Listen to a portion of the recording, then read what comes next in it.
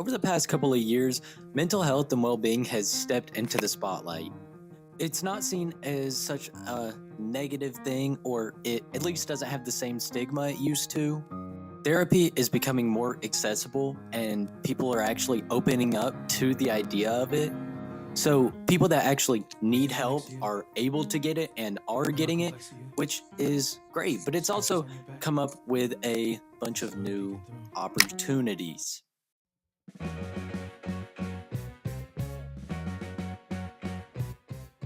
These consist of a wide range of new apps like BetterHelp, Finch, Breeze, IM, Daily Confirmations, and let's see, Self Help, Journal, all kinds of things, right? All of these new accessible apps are super helpful and they're great to have, except maybe BetterHelp, which actually does have a bad rap now. Um, but I'm so thankful that these exist, speaking from personal experience. They're really helping fight the negative stigma of things like toxic masculinity, which I know I and a bunch of other people struggle with.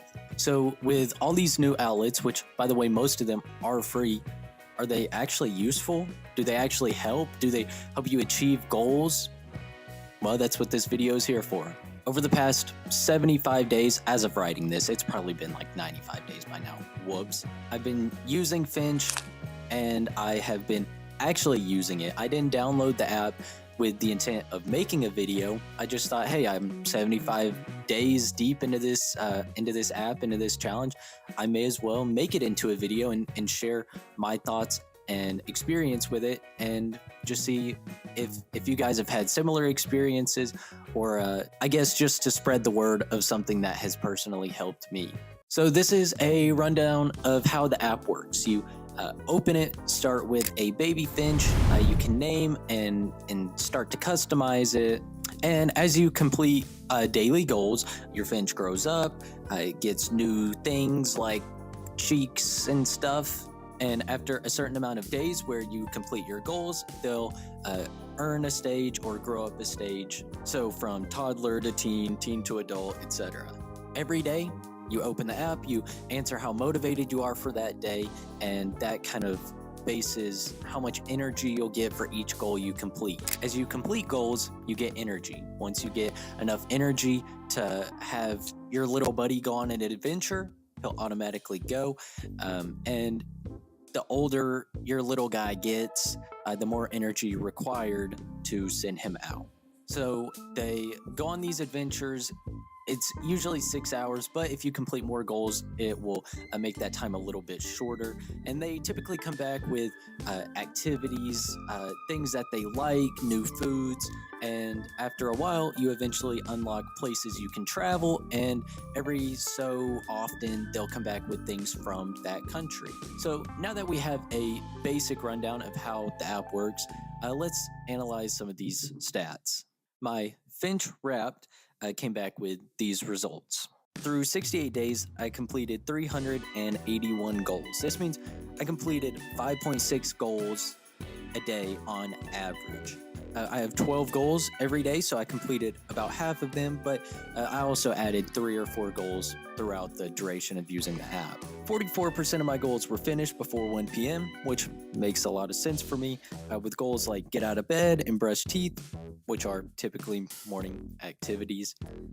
But some goals are time-based or full-day requirements, so I added one later, which is literally survive the day, and that one you kind of have to make it through the day to check off. So also, I won't always remember to check them off the day of that I completed them.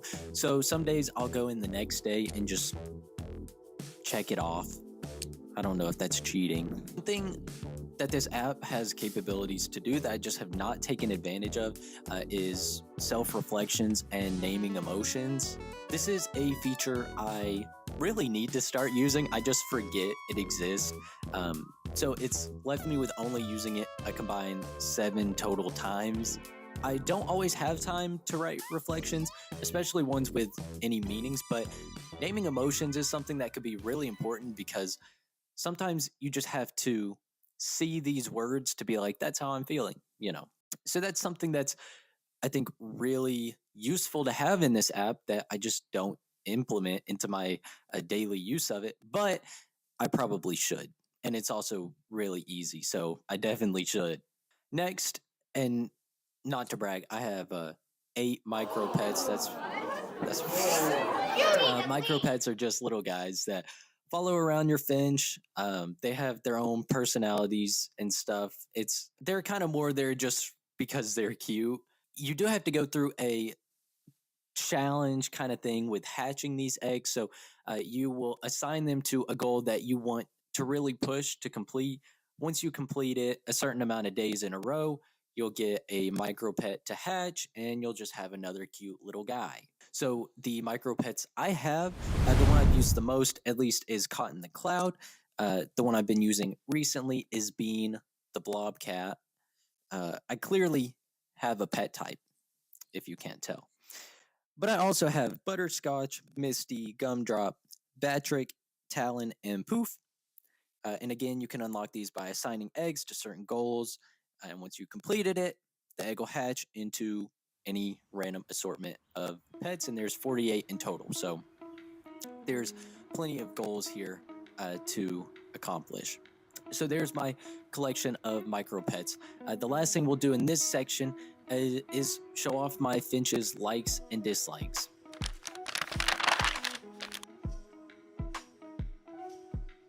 I can't say I agree with him on all of these, but you do you. So there's my finch wrapped, but this app actually tracks a lot more than I realized, and I want to talk a lot more about that. Let's look into my insights. The mood calendar, a simple way to show just how you're feeling at that time of the day. You check in how you're feeling at that time period of the day, and then you check off how satisfied you were with your day at the end of the day. Through 76 full, complete, total days, 11 of them were negative, mostly coming on Mondays and Fridays. 17 of those were neutral, and with that math, that leaves 48 of those days coming out to be positive, which is actually surprising to me because I feel like I tend to remember the negative things more than the positives. So that doesn't feel right to me. That doesn't feel correct, but that's what it shows. So let's take a little bit of a deeper dive into the specific time moods. I'll preface this by saying I don't always open the app during these specific time periods for every 76 days. So the data is a little bit scattered. So for 49 eligible mornings, 11 were negative, 5 coming from Mondays, real, 15 were neutral, and 23 were positive. Most positives came from Tuesday, oddly enough, and Saturdays. Makes sense. Moving to afternoons, I have 4 negatives, 17 neutral, and 22 positives. And bear with me, I know numbers bore some people, but we're almost done, okay? I'll expedite this by grouping evenings and nights together because they have less results. Typically, I'm home and I'm not really thinking about the app as much, so I just don't check it off as much. Between the 2 nights and evenings, there's a total of 8 neutrals, 29 positive, and 0 negative. So not only do I answer less, but I also have no negative moods. It's almost as if I'm at home and not at work with no stress at all. That's crazy. That makes me happier. There's no way. It's just very interesting to look over all this data because I didn't even know this was anything that the app tracked until I started writing this script. But it all makes sense to me, and I'm actually glad that my past self semi enjoys most of his days. So what I want to look at next is my goals, and this goes for all 76 days. So all 76 days up to this point, I haven't missed getting out of bed once yet, thankfully. I may lack motivation, but not enough to not get out of bed. So the only other one that's in the most completed category, let's see, is doing one thing that makes me happy. I've completed it 52 of 76 days, which is 68%. That's all right, I guess, but honestly, kind of depressing. I think we should be doing something that makes us happy 100% of the time, but I digress. So this leaves me with more goals that frequently go unfinished. I've had 18 stretch breaks, or what I would consider a stretch break. That's 24%, less than a quarter of the time do I do this. I'm sure I'd feel better if I did, especially my nerd neck. which is probably going on right now. The next one I failed to do is take 3 deep breaths with 28 of 76. I object. Actually, I think I do this all the time. I just forget to check it off, I swear. So, but according to the app, technically 37% is how much I do that. And lastly, this is low, but I'm actually kind of proud of it. Okay, on 29 days, I drank water. And that's 38% of the time. But I rarely ever drank water through my life. I grew up in a sweet drink household, a soda household, Cokes and Sprites, sodies, if you will. And when you start drinking those at a young age, I feel like it's really hard to stop because you're just so used to the sugar. So that's decent for me, okay? I'm starting to drink water more, okay? Every day, actually. That's one goal that I'm gonna try and get every day from this point on. So there's most of my main goals. As you can tell, it's not great. I still have been completing them, but there's more things that I haven't done than I feel like I have done. So do I notice any change? Did it actually help? For me, yes. But will it work for everybody? Absolutely not. It worked for me because seeing things get checked off a box gives me motivation, and it also gives me that little bit of serotonin for my monkey brain. The general idea of the app is great, and the art style is adorable. My little bird really does kind of push me in a way.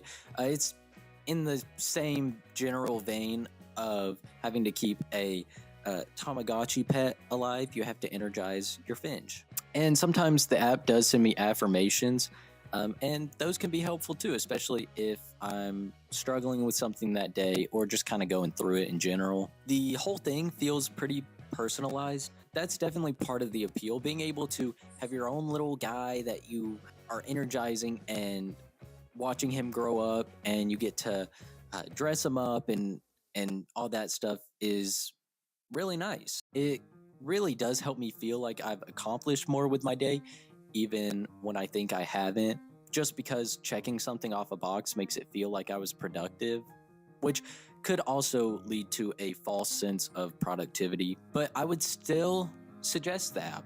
I would still say to download it because it's free. Why not try it and see if it helps you at all? But again, all experiences will vary, so definitely keep that in mind.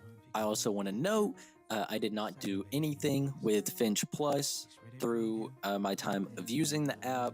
I like that it's not completely over pushed or over advertised like some other apps are, but I just didn't see the use in it when the free version already has everything I can use. I'm sure it's a great way to support the creators, but just not something I was completely interested in. But if you want to support the creators and get a couple extra features, why not support them and buy it? So this has been my 75-day experience of using Finch. Let me know if you have thought of using the app or used apps like this, and if you have, what your experience with it has been, because I know everybody's will be different. For me, again, I like it. There's things I like. It helps me feel productive, and it's cute. And it also is something that just keeps me motivated throughout the day, just in little spurts. So again, I personally would suggest you try it for free, but if you try it, don't like it, come back to this video, let me know what you think of it. And if there are any other apps that you think I should do a trial run like this for, then drop it in the comments. And if you're still here, thanks for watching. Like the video, subscribe to my YouTube channel and all that. All right. Bye-bye.